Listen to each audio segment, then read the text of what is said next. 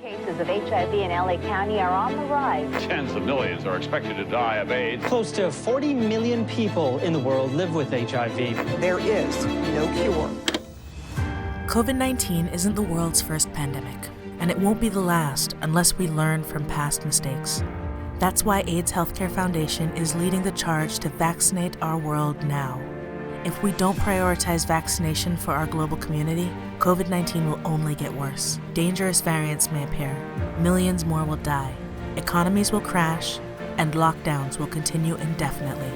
We must take action now.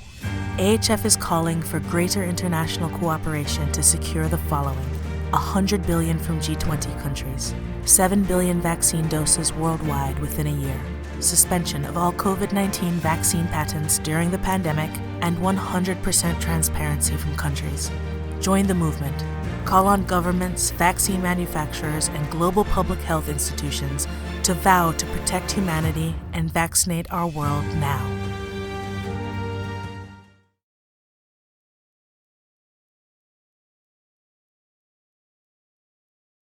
Provided quite a significant number of treatment doses, HIV doses to people living with HIV. We have, in Africa alone, we have reached out to over 740,000 people in 13 countries located in 3 regions of Africa, in West Africa, in East Africa, and in Southern Africa. But we don't only do that. We do have a huge HIV testing initiative where we have been able to reach out to several individuals with HIV testing services so that we can be able to identify the majority of those who are HIV positive and possibly do not know their status as a strategy of being able to link them into HIV care. But for the VOW campaign specifically, the VOW campaign stands for Vaccinate Our World Now. It is, we would like to note that these days, many of us keep talking about COVID-19, and we keep forgetting that there are several other pandemics that have been raging for so long, one of them being HIV. HIV has been here for so long, but we seem to be forgetting, what we have gone through, and yet there are several lessons that we can actually pick and replicate for us to be able to see an end to the COVID pandemic lately. For example, in 1996, we saw a significant breakthrough in the global HIV response with the invention of a cocktail of medication, HIV medication, which was life-saving. It's a result of this that we see many people living with HIV being able to survive for long. And we see today that with regard to COVID, there is a significant invasion as well, the vaccine, life-saving vaccine. But unfortunately, we are not borrowing lessons from what we learned from the HIV response. We are seeing increasing rationing of medication, where richer countries are actually having more of the vaccine than poorer countries. And for us, we think that this is a total shame. We think that we need to be borrowing lessons from HIV, replicating them, and for this reason, we are calling on the international community to be able to vow. Hello? Yes, we hear you, Alice.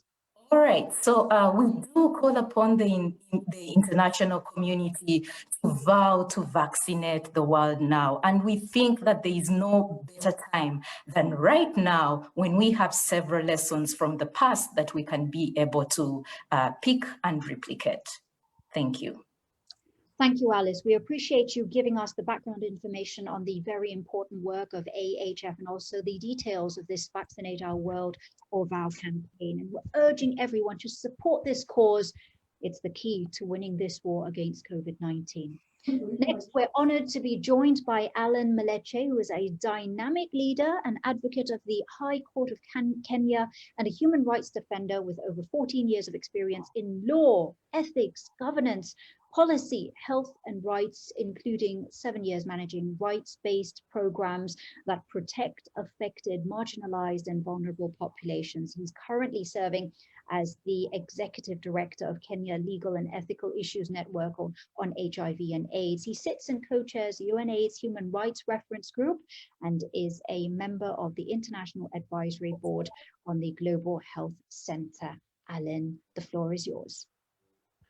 Thank you for having me here today, and I think it's an honor to be invited by AHF, who are good partners of KELIN on issues of access to medicine, to speak to an important topic that's affecting everyone across this world about COVID and what do we need to do to be able to ensure that we vaccinate people quickly, and those who fall sick, we're able to ensure they have access to the tools and technologies that would be able to help them to get better and not have to spend too much time in hospital.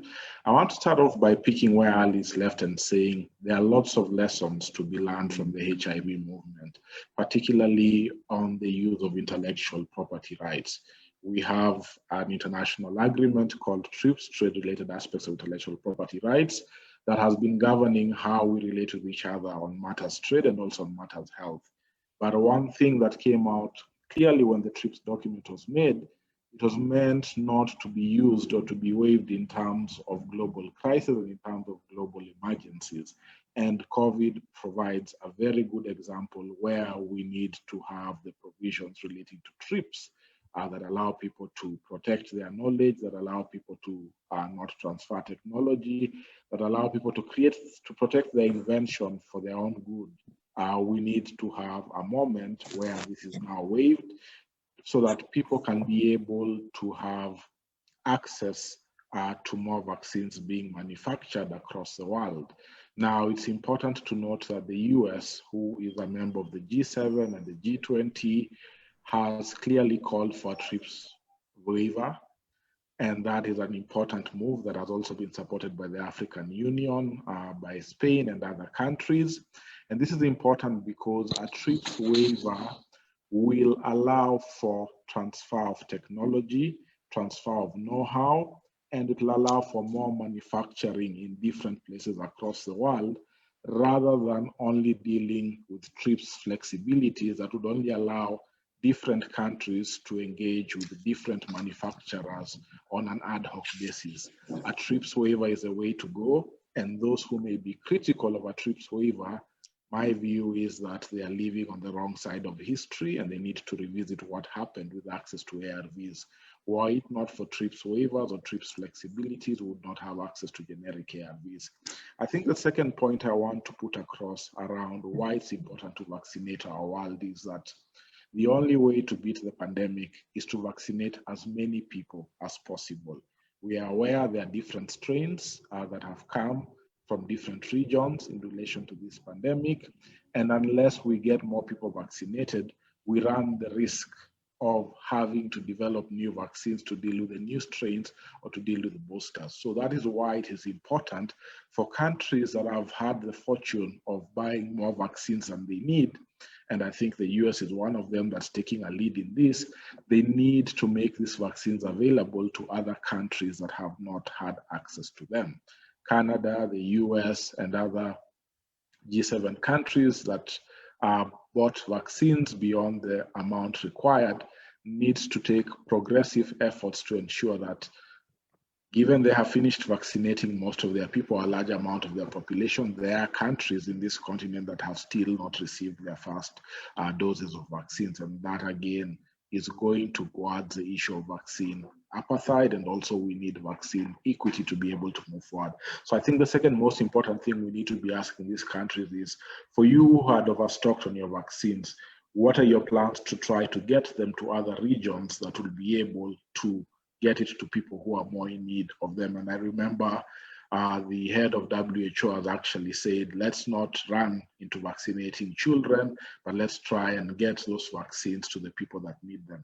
I think the third point and most important is that we know there's a COVAX facility. This is a facility that has been created by a number of UN organizations and also with other government agencies that is trying to get vaccines to the lower middle income countries.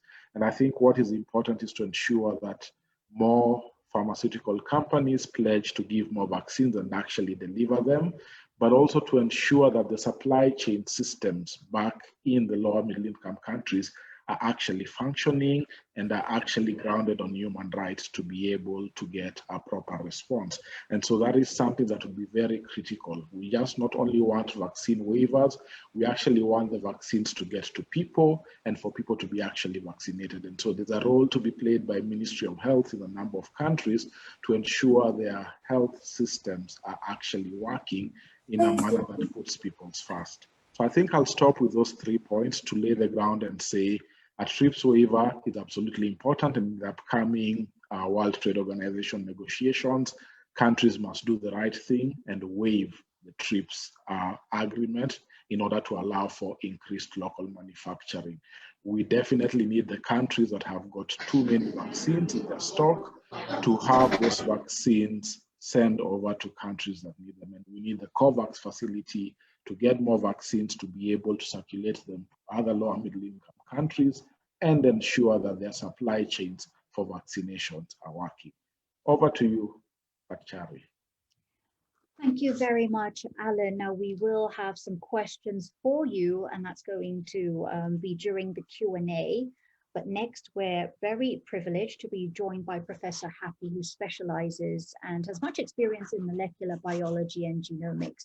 He's also the director of the World Bank-funded African Center for Excellence for Genomics of Infectious Diseases. Professor Happi, in an unprecedented way, recently used next-generation sequencing technology to perform the first sequence of the new SARS-CoV-2 in Africa, and just within 48 hours of receiving a sample of the first case in Nigeria. Now, this seminal work not only provided an insight into the detailed genetic map of the new coronavirus in Africa, not only confirmed the origin of the virus, but also paved the way to the development of new countermeasures, including new diagnostics, therapeutics, and vaccines. Very amazed by your work and achievement there, Professor Happi. The floor is yours.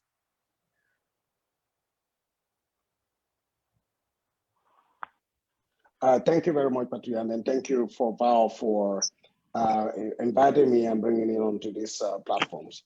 I do think that, you know, as we are trying to navigate as a continent, trying to navigate COVID-19, we should, as a continent, learn from our experiences from the past. We have lived through other infectious diseases or epidemic in Africa, such as Lassa fever, Ebola, and others. And then the lesson learned from those, you know, should be actually applied by Africa in order to contain this pandemic. One of the major lessons that we learned from the Ebola outbreak was the power of genomic epidemiology in order to understand transmission and contain outbreak. Nigeria successfully contained an outbreak of Ebola in 2014 or 2016 in 6 weeks, in 93 days, simply because they were driven by technology and then the kind of platform that we set up. We were able to generate the first 99 genomes of Ebola in West Africa in 2000 and 2015, and then use those information to guide public health response in many countries in Africa. And it is the same thing that we've done now. As you mentioned, within the first case of the first genome of SARS-CoV-2 was done in Nigeria within 48 hours. And we use such information in order to guide public health response. A lot of people will be wondering, how is Africa navigating, you know, this pandemic, and how, and then when you look at the case fatality rates in Africa, you can see that this is very reduced. Yes, there are a lot of arguments out there in terms of thinking about, what Africa's problem, it has to do with innate immunity, it has to be the whole lot of things. But the reality is that behind the scene, there's a lot of technological development and technological output that is guiding Africa response. I give you an instance. In the case of Nigeria, for instance, we've sequenced hundreds of genomes of SARS-CoV-2. We've identified, you know, variants that came into the country. We've identified new variants that emerged from Nigeria and spread out of the world. And we use this information to identify clusters of community transmission. We actually provided information that were very critical to the Nigerian government during the lockdown, where we were showing, using genomic data to show that, you know, people were breaking down the lockdown by moving, you know, at odd hours, showing that viruses were moving from places to places.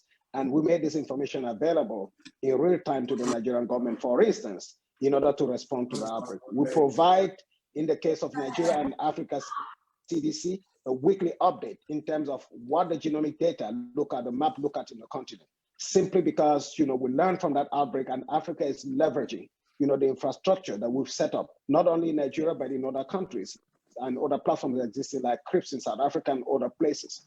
The Africa CDC, for instance, when the heads of states in Africa learned from, from the outbreak of Ebola in 2014, 2016 in West Africa, and they set up the Africa CDC, which is that organization that is helping Africa coordinate, the response of the continent. This organization modernized. Sorry for the interruption, Professor Happi, but if we could request participants to kindly be aware that if you unmute yourself, it's going to interrupt the speakers. So kindly make sure that you're muted all the time, especially when the speakers are delivering their statements and sharing with us their experiences. So Professor Happi, if you could just backtrack a couple of seconds and repeat what you said, please. Thank you. Well, yes, I was saying that the heads of Africa, the heads of states of Africa learned from the pandemic, Ebola pandemic in 2014, 2016. And in the aftermath, they set up an organization called the Africa Center for Disease Control and Prevention. And that has a mandate to coordinate, epidemic and pandemic response and order in Africa. And if you notice what happened in Africa, when people try to find out what happened, why is it that Africa didn't have a lot of death when you have a major wave during the first wave in Europe and across the globe? It's simply because of that coordination, where Africa should lock down and shut down almost at the same time. They were very coordinated by the Africa CDC. But at the same time, they leveraged the existing platforms that existed. They used academia, they used the research facilities in Africa in order to actually in order to generate the data that are needed in order to guide public health response in many countries. My lab, for instance, in Nigeria, sequence sample not only for Nigeria, but many countries across West Africa and even to the Horn of Africa. We have sequence sample from Somalia, sequence sample from Sudan, and you can imagine. So these informations are given and put back to, real time to those countries. And then this country will make this information actionable. They know where the hotspots are. They know when the new variants emerge in their countries, and they know exactly what to do. You can see the case of Nigeria recently. You were hearing about a noise where the Nigerian government suddenly will come up and then say, oh, you know what? Every traveler from India will be actually quarantined in a hotel for 7 days and monitored and cleared before he goes on, simply because we gave them the information. They don't make noise about it. And then afterward, then you hear that, the Nigeria is shutting down and it is opening the border to some countries because we gave them information in real time that we are already having some variant, some variants in the country, and then they were all brought in the country by importation. Basically, these are things that, the African governments are doing behind the scene and using this in order to respond to the pandemic in a very laser surgical manner, and that basically, what we've been doing. Now, the other point I want to mention here is the fact that, COVID is actually a moving target, really constantly mutating and then changing. And this has dramatic implication when it comes to, a vaccine protocol that you're putting in place. And that's exactly, again, where the genomic surveillance come into play. We are looking at this variant, we are monitoring this variant and identifying those what we call variants of concern, like the B131, like the 351 that you see in South Africa.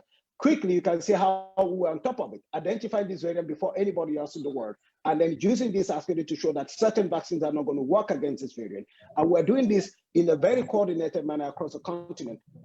And we can see that in South Africa, you can identify the B1351. In Nigeria, we identify another variant, which is the B1525. These are the two major variants that are actually presenting high risk to some of these vaccines because they do have mutations in the area or in the target areas of the vaccines and also in the areas that in the neutralizing antibodies of the immune system. So these informations are very useful. And the risk that we're having is the fact that if vaccines are not actually deployed very quickly, and if a large number of Africans are not vaccinated as soon as possible, we may end up having a situation whereby we may have whereby we'll have new variants that are emerging that may not even respond to all of these vaccines. And that's the reason why we think vaccine nationalism is really not something we should encourage. Countries that are actually stocking vaccines and hoping that, by stocking 10 doses of vaccine for someone that needs only 2, thinking that they are safe, they are really not safe because look, we're in a global world. And as long as, 80% of the world is not vaccinated and vaccinated quickly, we may end up having a situation whereby all of the vaccines that are out there may not respond to certain variants that would appear in some areas because transmission is still ongoing. So that becomes very important to address the whole issue of delay, sharing, or distribution or administration of vaccine. The world should take this very seriously because you know what? We are dealing with a new virus, a virus that we don't understand that much. We actually went on and then used a lot of innovative technologies and innovation to develop vaccines. But unfortunately, if vaccines are not, what I call distributed and administered across the globe as soon as possible, we might end up losing this fight because we may end up witnessing emergence of new variants that may not respond to all of the vaccine that we've developed so far. I will stop here at this point and then hopefully we'll continue. Thank you. We will continue, Professor Happi. Thank you very much. Some very strong statements there. And I agree with you. No country is safe until all nations are safe and all nations are vaccinated. We are all definitely in this together. And just another reminder, please, kindly make sure that you are muted throughout this press conference because that's going to affect hearing for everybody else. And we are recording this and you will all be sent a link of today's press conference tomorrow. Next, I would like to welcome Professor Jeffrey Mphahlele, who is the Vice President of the South African Medical Research Council. He's a virologist by training. He has served on a number of national and international governance structures and committees, including the General Assembly of the European and Developing Countries Clinical Trials Partnership, the EDCTP, the Global Research Collaboration for Infectious Disease Preparedness, and South African Health Products Regulatory Authority. He's a member of the Ministerial Advisory Committee on COVID-19 vaccines, as well as a member of the National Advisory Group on Immunization and National Task Force for Laboratory Containment of Poliovirus. Over to you, Professor. Thank you very much for your kind words and for the introduction. Let me just echo what the previous speakers have mentioned, because this really resonates with the theme of this meeting, which is about to vow to vaccinate the world now, because we definitely need to do this as soon as possible to really benefit from the vaccination, because as much as we talk about vaccines, it actually is a process of vaccination that will protect us from the pandemic. Even if we have got the vaccines, but if we can't get the vaccination process done, obviously we won't be able to benefit from the vaccines. So there are a number of instruments to do this, and one of them, which is already been mentioned, is the creation of the COVAX facility. So clearly, when the COVAX facility was established, the intention was noble and very good, and unfortunately, it has suffered a bit. In fact, it has suffered a lot up to now, because it's very much dependent on high-income countries to really get functional. And I'm saying this because if you look at the number of vaccine developers, most of them are actually in these high-income countries. And unless the high-income countries are able to come up with a framework which will allow the vaccine developers to share the vaccines with the COVAX facility, then the countries which are most in need of the vaccines, well, everybody is in need, but we know that low income countries are actually most in need of the vaccine now, and they can't access the vaccine. So we really hope that the high income countries will stop to pre-order the vaccines. They've done this during the start of the pandemic. Obviously, every government will do that to protect its own citizen. But I really think that it shouldn't be overkill, and it shouldn't be done in a way that other countries have to suffer, and especially because COVAX facility was created so that it can benefit other countries which do not have vaccine developers.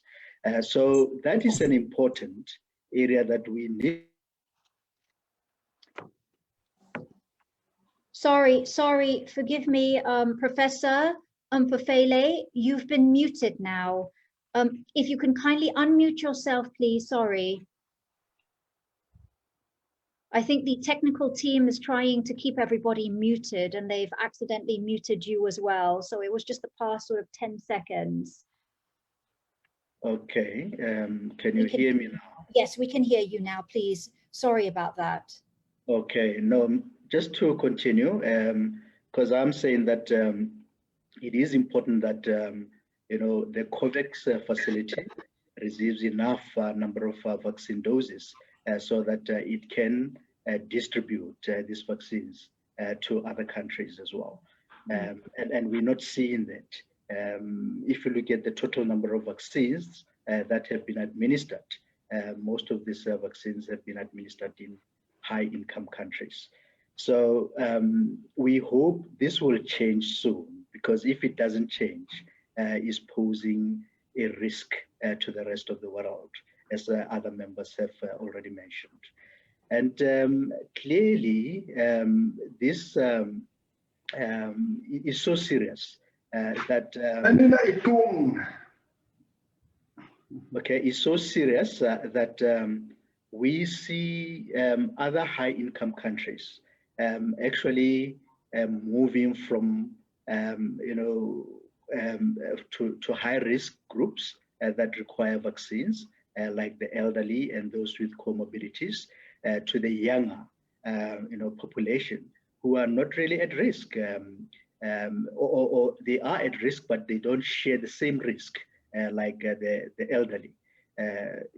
I think they should be able to share these vaccines with the rest of the world before they start vaccinating the younger population, because the risk is definitely not the same. And with what is happening in India, obviously is just exacerbating the situation. We know that India is the largest producer of the vaccines. And as long as India at the moment has got its own domestic issues and is not able to meet the demands to produce the vaccines for COVAX facility, obviously this is a huge problem, not just for African countries, but for most developing countries. Then the other point that I just want to make is the fact that if you look at the way COVAX facility is not really functioning optimally, and the fact that we have got very few countries developing and manufacturing the vaccines, obviously it means that there is just a slow rate of vaccination in most developing countries, including Africa. So clearly this means that Africa will continue to lag behind with the vaccination process program, and I just don't know whether we will be able to catch up with the rest of the world. But the way the things are going, it looks like Africa will continue to lag behind, and maybe it will take a while before most of African countries are able to vaccinate enough population to reach herd immunity. So we just have to continue to make our voices heard, that the vaccines should be shared, and if this can be through manufacturing vaccines in other countries by waiving IP and patents and sharing the know-how of making the vaccines, I think that will really go a long way and that should be encouraged. And we would love to see many countries supporting that initiative. And then the last point, obviously, that is just a threat to the vaccination program all over the world, is the issue of vaccine hesitancy. This is a global phenomenon, but we know that African countries are doing their best to try and counteract and allay fears against vaccine skepticism and vaccine hesitancy. We see a number of countries where the country leaders are actually taking the lead to receive the vaccine. They are amongst the first people to receive the vaccine, to show vaccine confidence. And we see a number of other important leaders in the countries taking the lead to get the vaccine, just to allay the fear that the vaccine is for everybody, and nobody should be fearful of the vaccine. And this is because there are so many incorrect messages that are going around in social media about the vaccines, fake news and all kinds of things. And I think is an important thing to do for all countries, not just African countries, because vaccine hesitancy is going to be number one threat for people not to get the vaccine. As I mentioned earlier, it's not just about making the vaccines available. It's actually making sure that the vaccines are given to individuals if we need to protect them. So I will stop there, and I hope that I will continue the discussion later. Thank you. Thank you, Professor. Thank you very much. Very complete response there, but we will be posing you with some questions later on during the Q&A. And once again, to the participants, to the members of the press, should you have further questions, queries, please send them in the chat box. And just to reconfirm that you will be getting a link of this recorded session, and that should be in your email by tomorrow, as well as the press release. So you can wait for that tomorrow. But for the time being, should you have any further questions for the speakers, leave them in the chat box. And now we're going to go over to Thokozani Ndaba, the founding member and current executive director of the Ntethelelo Foundation in Johannesburg. Now, in addition, Ndaba works with different institutions nationally at human rights violations. She's the winner of the Glamour magazine Woman of the Year in Activism category in 2018. Over to you, Thokozani. Hi, good day, everybody. Thank you so much for the opportunity. I feel honored to be part of this conference that is advocating for all of us to be able to have access to this vaccine, because we know what it's going to do for most of our lives. My name is Thokozani Ndaba, and I'm based in Johannesburg, where I work doing human rights activist work. I happened to contract COVID in 2020. I was one of the first people who got it the first time. It really, really hit me so hard that it damaged me internally, and it damaged my eyes and my feet. It took me a long time to be able to walk again. And after 30 days, my GP took me for another test, which I tested negative from that test, and I had to go do ultrasound to check my internal organs, and then in and out of the ophthalmologist for my eyes, and they've done insoles for my feet, but my life has never been the same, and I was bedridden for more than 10 days, and I was rushed into emergency to a hospital, where I discharged myself because I would have died there in one of the private clinics, where the doctors were just, it was so hectic because they were just seeing bodies and they were not changing gloves and they were touching everybody with the same thing. So I discharged myself, even though it was hard at home, but friends collected money to get me an oxygen machine. And I was much better, although the pain that I was feeling was so bad that I don't know how I survived. And then after 30 days, like I said, I got better and I was moved into a game farm where I needed to heal. But one of the burglars was looking after my house, and the game farm actually was positive. So he gave me, I contracted COVID again for the second time, which was painful. But this time around, everything was different. I was getting sores in my mouth. The only thing that was common was that I was still having a shortness of breath, but I could walk. I had no pain this time. The headache and the shortness of breath was the similarities. And then the symptoms were different because I had sores in my mouth and in my tongues, and I was developing sores. And the side effects were so bad that my whole body started peeling from head to toes everywhere. I started peeling everywhere. And what hurt me the most is that our government didn't check how come that I got it the second time and the difference of the symptoms. And I was a rare case at the time because they were saying that nobody can get it the second time, but nobody came to me or did research or they did anything. But I'm grateful that there is a vaccine that is put out there for us to be able to access. It's been so hard because my work, I work as a frontline worker. I work in the communities where there's no water, no running water, no electricity, no nothing. So I work in the communities that they don't wear masks.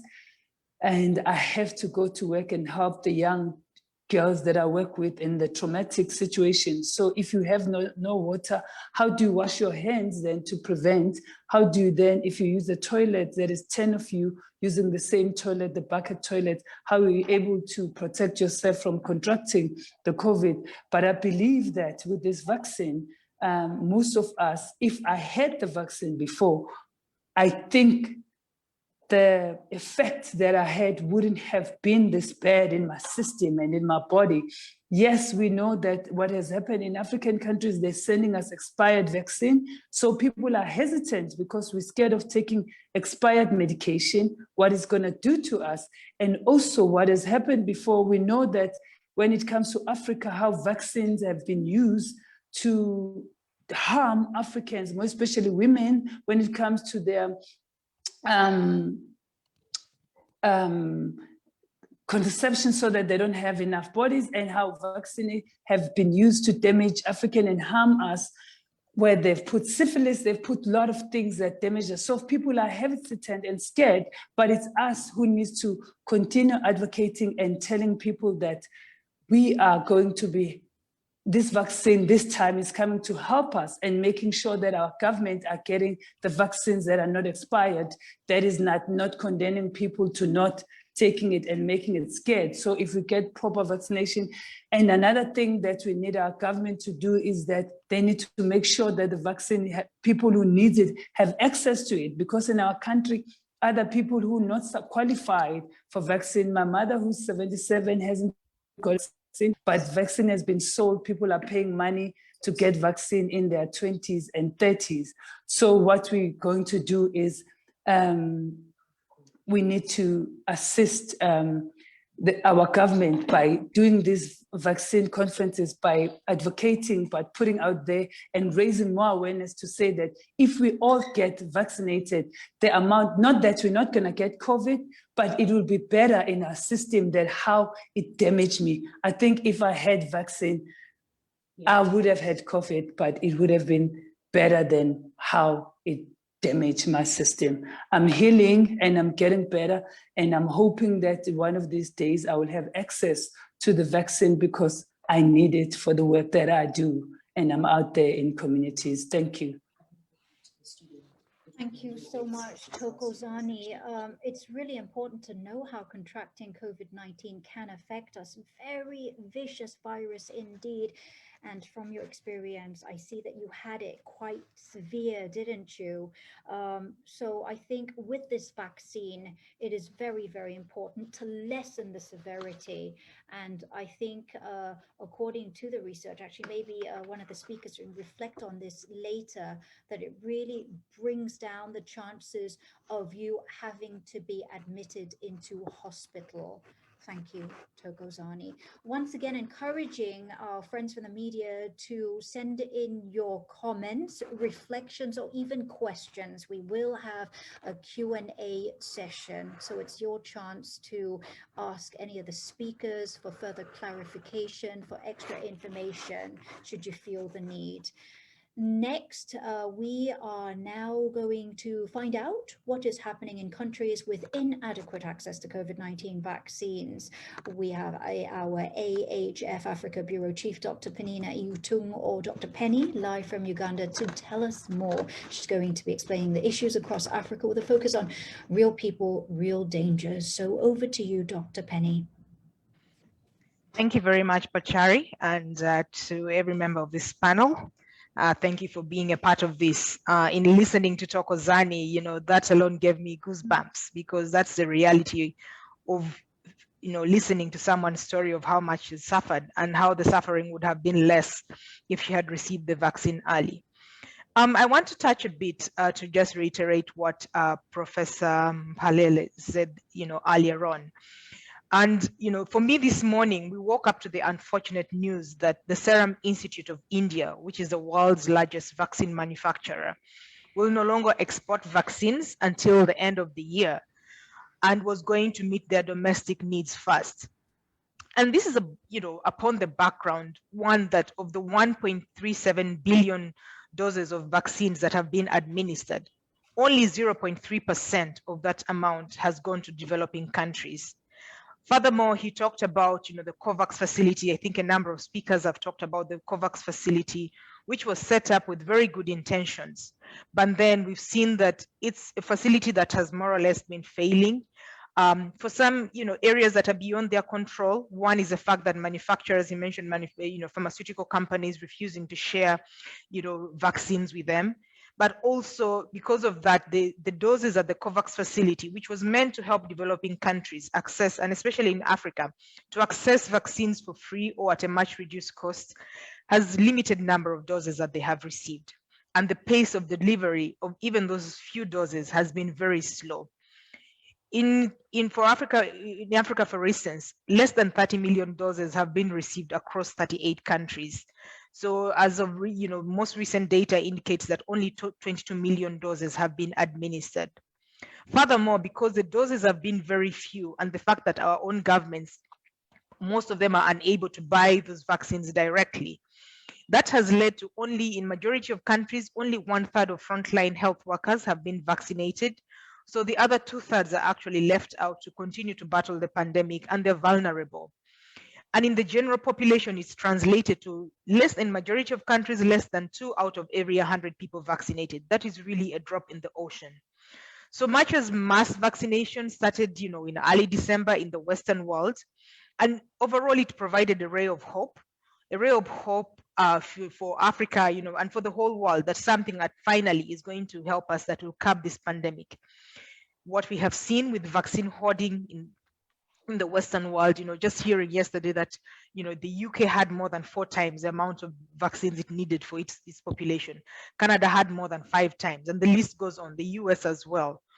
So the reality for us in Africa is that there's a lot of uncertainty about what the vaccine situation will look like at the end of the year, or even in, you know, in some situations it's indicated by 2023 is where we'll receive extra doses of vaccine. So it's very uncertain, you know, situation for us. So with these continued inequities, you know, vaccine hoarding, and now, you know, in the Western world, but now in India as well, we see, as, you know, the Professor Happi explained earlier, that Africa is going to become the breeding ground for new variants. So, and apart from the, you know, the health and the socioeconomic toll that COVID has already had, and we know that those will continue, the world will not achieve the control of the pandemic. So why are we gathering here together, you know, to talk about this in different forums and, you know, across the world? Our call as AHF is that if we are to rid the world of COVID-19, we must vow to vaccinate our world. And how can we do this? This is what we propose. One, the issue of funding is critical. We need to raise at least $100 billion US, which would be enough to secure sufficient doses to vaccinate our world. The World Bank indicates that Africa alone needs about $12 billion to ensure that we can vaccinate our world. And that's not just to buy the vaccines, but it's, to ensure that the whole process, the process of vaccination is completed, the logistics, the training of health workers, all that is part of that body. So the funding issue is very critical. We also need to procure enough doses for 7 billion people.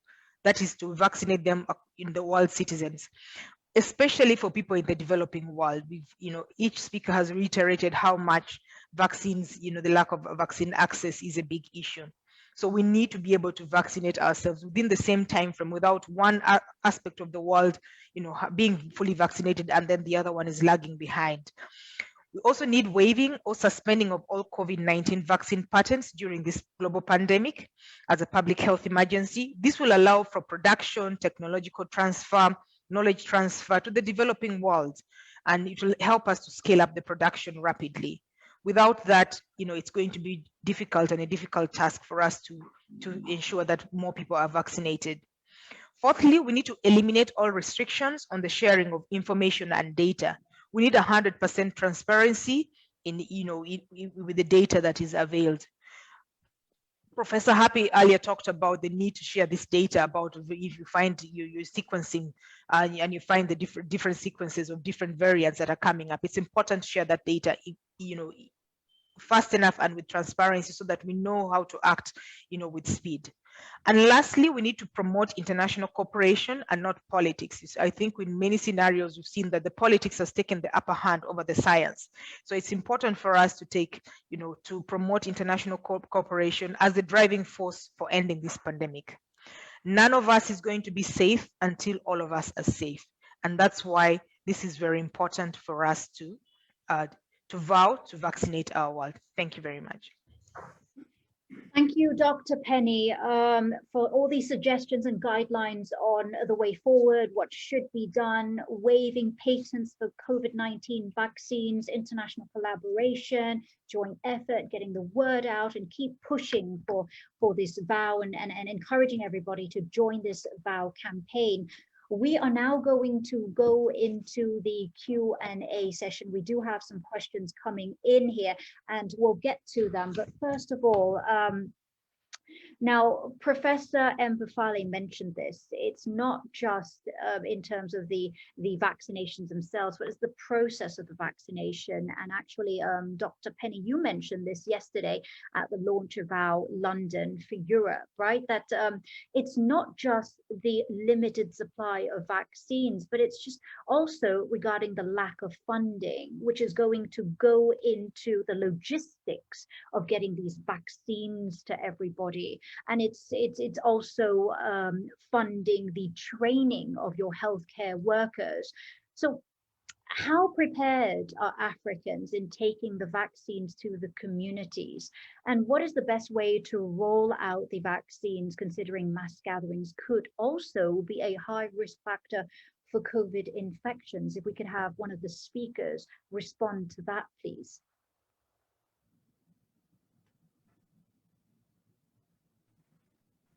Thokozani, you wanted to say something. Yes, I think in the communities that I work in, it will assist a lot if we use organizations that are already in existence, that are there as a point of rollout, so people can actually go there and collect and get their, and get vaccinated within those centers. So we use centers, health centers, not big like hospitals, but on NGOs they're already running, how they can use it as a setup spot, and also have maybe tents within the police station, or all the service providers have different tents where we can have these places where people go to get vaccinated. Otherwise, it can get worse. People can actually contract COVID while they're going to get vaccinated through each other. So I think it would assist to use the existing service providers or stakeholders or NGOs that are there or health facilities or police stations to put a center there to say, we have a center. And I see in the city of Johannesburg, there's a center at Discovery, there's a center at this one, there's a center there. So in our communities where we work on the grassroots where there's nothing, we can also use sports grounds or have halls where one people or a day, we know that they only take 50 people a day. So one by one at this time, people at 9 o'clock, they see how many people, then we can be able, I think, to assist in making sure that people get vaccinated and it doesn't cause havoc. I just want to add to that, I think that's very critical to take a community approach to ensure that the vaccines get there quickly. That's very important. I also just want to say that I think in majority of countries in Africa, we've always had large mass vaccination campaigns, whether it's for polio or for measles. There are already existing structures that are, that are used for vaccinating the population, especially young children.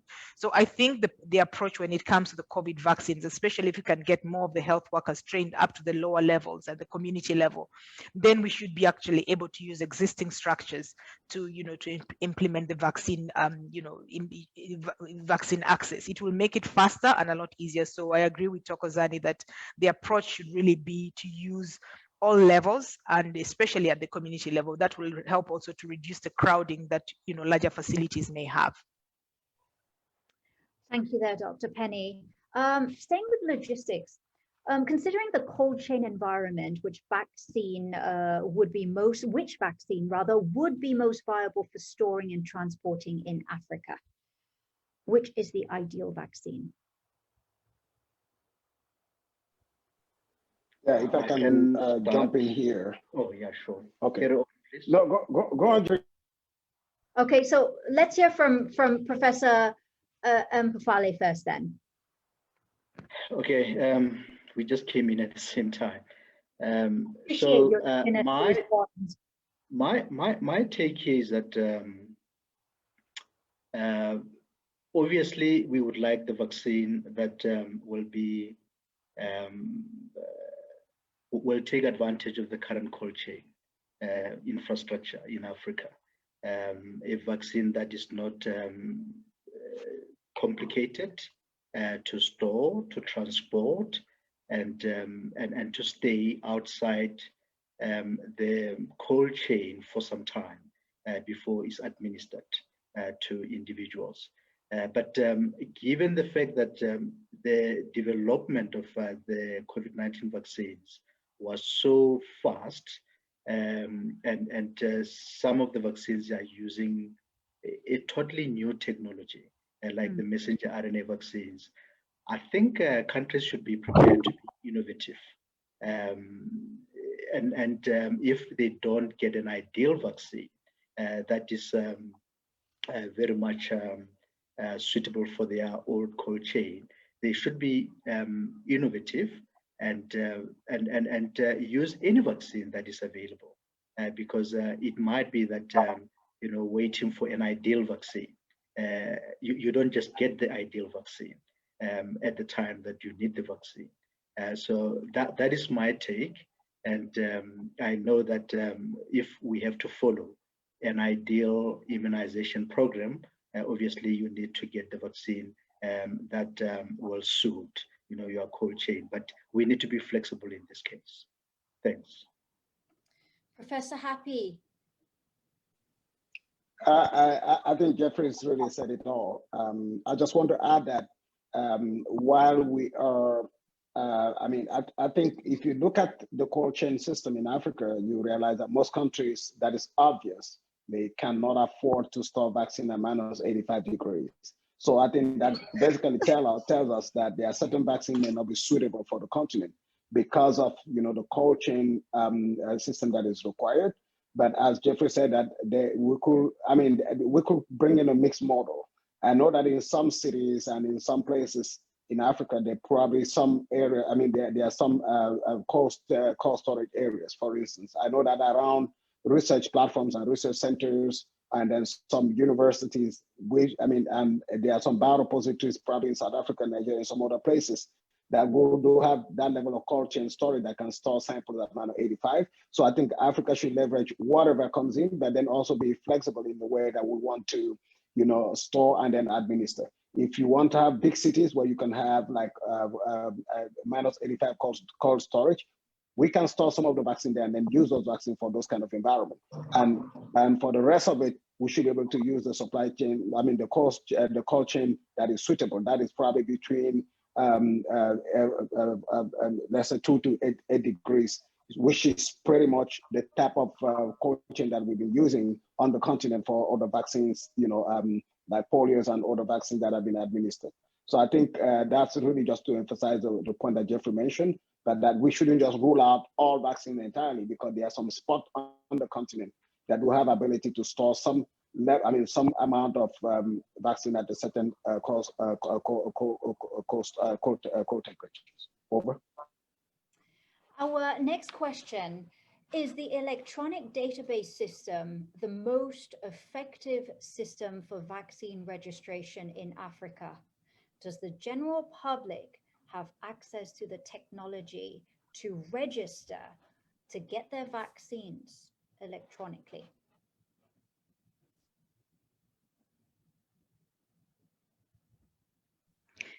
I think that's a question for Professor Mphahlele. It sounds more specific to South Africa.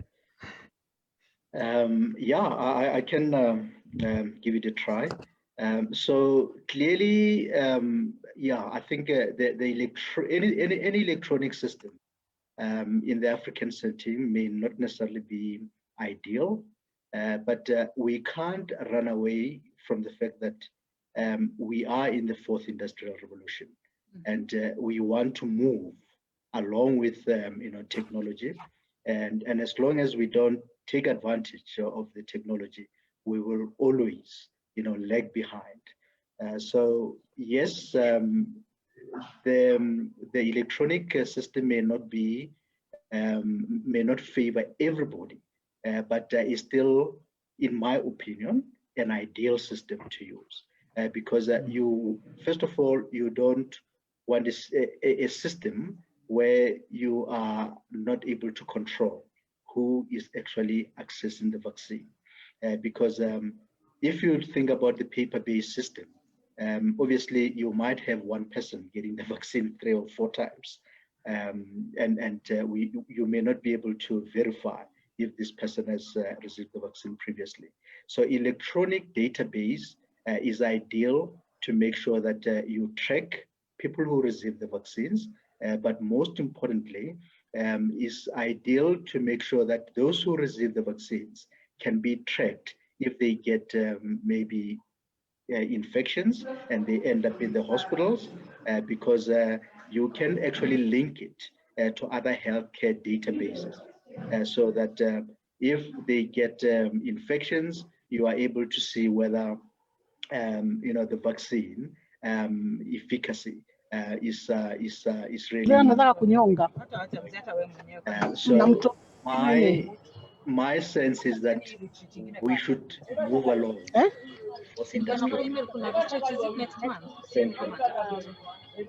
It makes sense. Mutes herself. Pamela,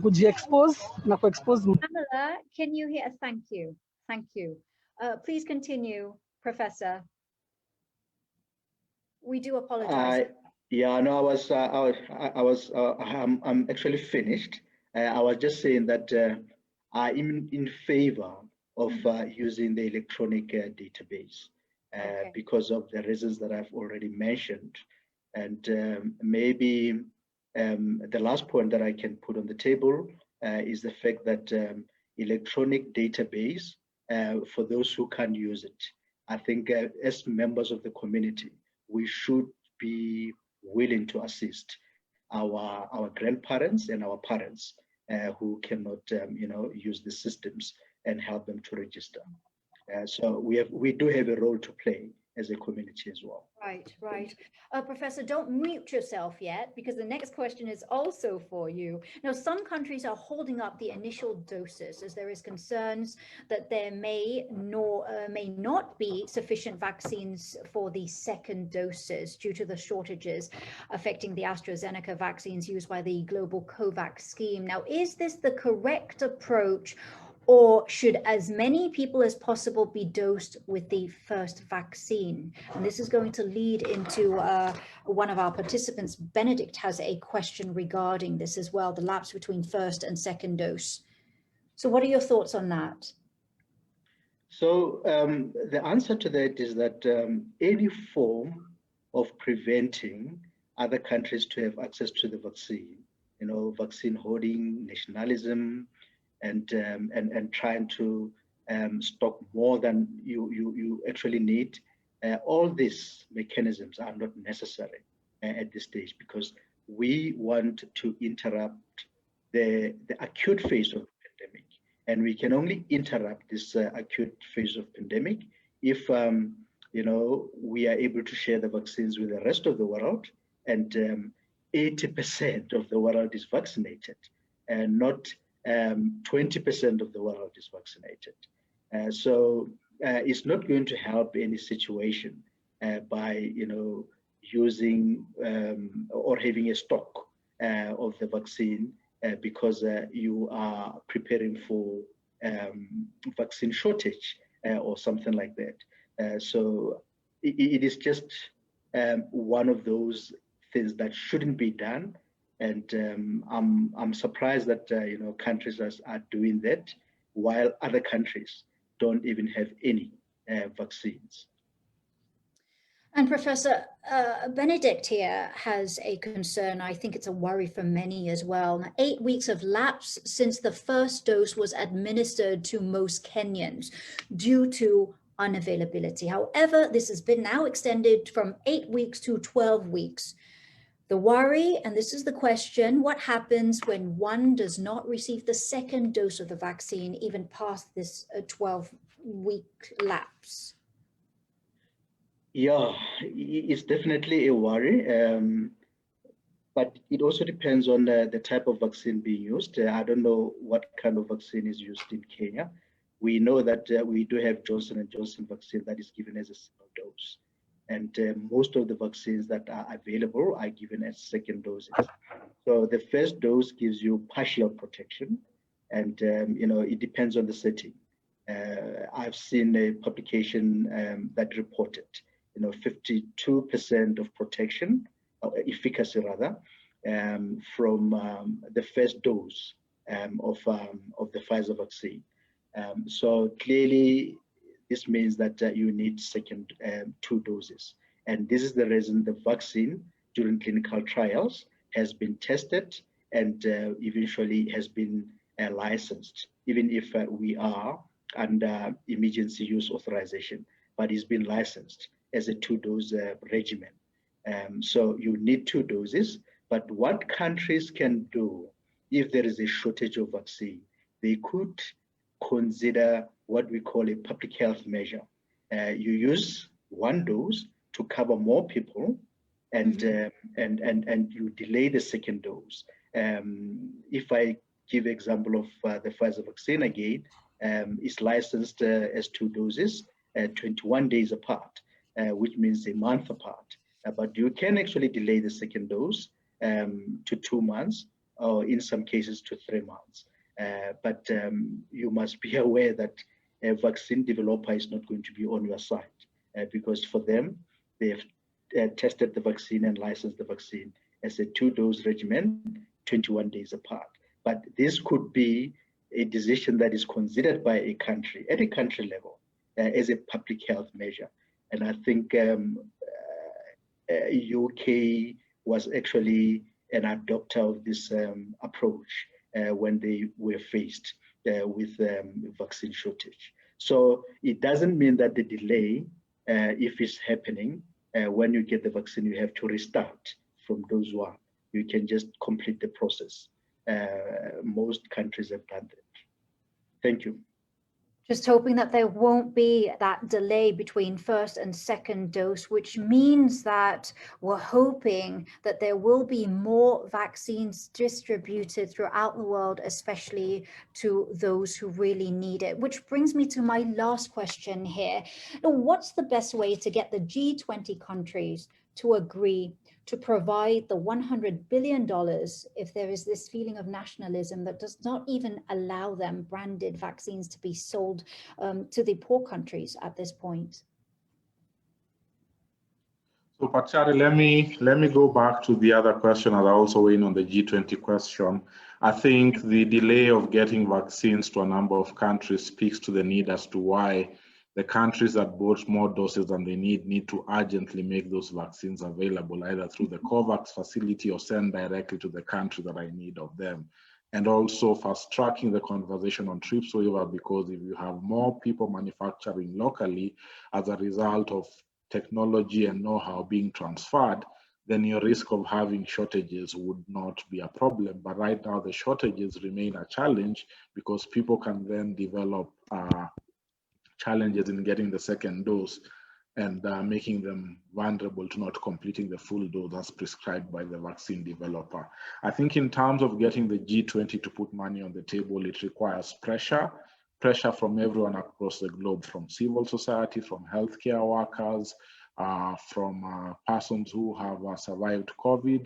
We need to be able to have citizens who come from the G20 countries, as we've seen with the US, put pressure on their governments to be able to make the right decisions, to put more investments on the table, to support TRIPS waivers, but most importantly, to also put more funding on the table that allows more low middle income countries to strengthen their health systems, hire more healthcare workers, provide more protective gear to people, because without that strong health system being in place, it'll be extremely difficult to easily ensure the most vulnerable get vaccinated as quickly as possible. Over to you. Thank you. Does anybody else, any of the other speakers want to respond? What's the best way to get the G20 countries to do more? Dr. Penny, please. Yeah, I do think that, this shouldn't be a one-way traffic. I'm talking about in the situation in Africa. It shouldn't just be that we should be asking for the G20 to just give. I think what are we as a continent doing, so that we can compel other people to contribute?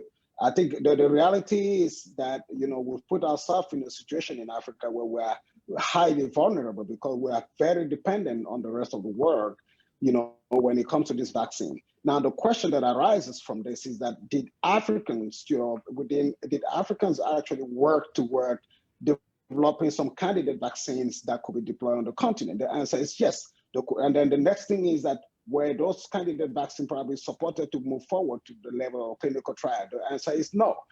I think, the reality is Africa should help itself first before you can go to the G20 and then say that you want more people to make donations. I think that it is important for Africa to come together, use academic and intelligentsia, on the continent to move some of this candidate vaccine forward to clinical trial, provide some evidence.